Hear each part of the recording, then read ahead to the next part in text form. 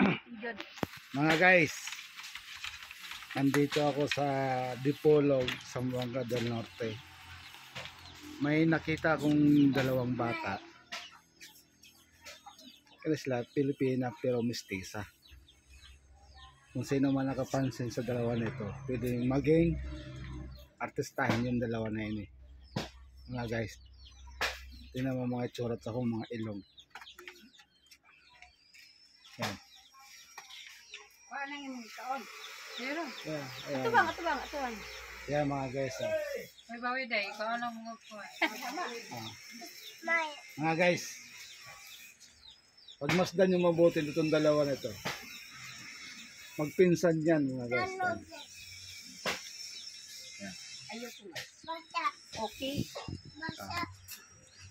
Pagmasdan yung mga ilong mga dalawa mga guys. Di ba? Maganda. Cute. Akala mo sa ibang bansa to, dito lang to sa Dipolog, sa Zamboanga del Norte lang to. Itong dalawa na ito. Napapansin ko to ilang araw na, pero mistisa talaga itong dalawang bata na to. Sino man nakakapansin sa mga guys. Yan. Yeah. Simple lang mga bata mga guys, pero nakita mo yung mga ilong nila at saka yung pan nila.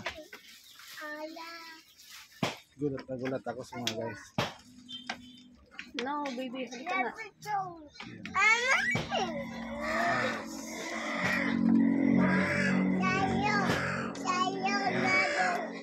Okay lang mga guys. Yan. Ayaw ko, ayaw ma.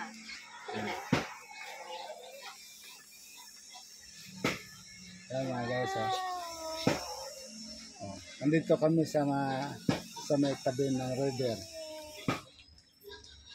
Yan mga guys.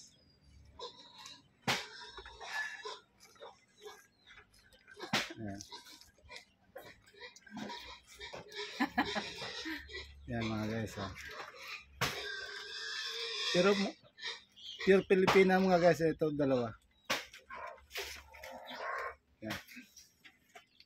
Hindi mo akalain na mga mestiza ito. Kung sino naman makapansin dyan. Kung sa akin to, pasok na pasok to sa mga maging artistahin ng mga bata nito. Ito maliliit pa lang na ito mga guys. Yan.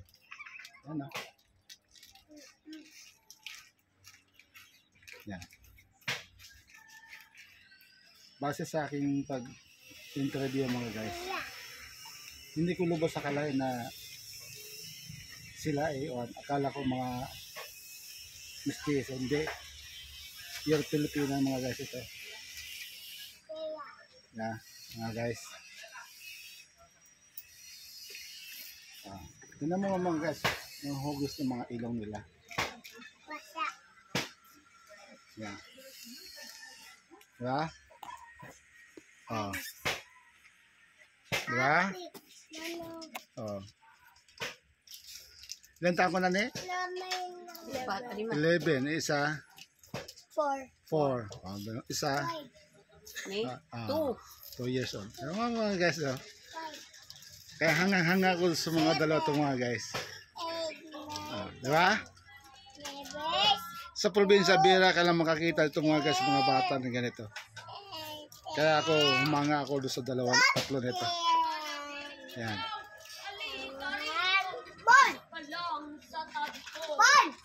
Hoy, no. Yan. Tanaw dito. Yes, yan mga guys. Yan.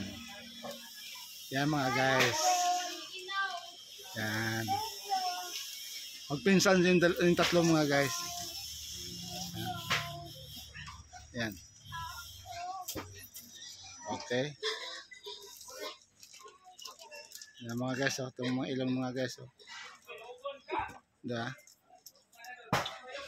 Yes. Mga guys. Okay.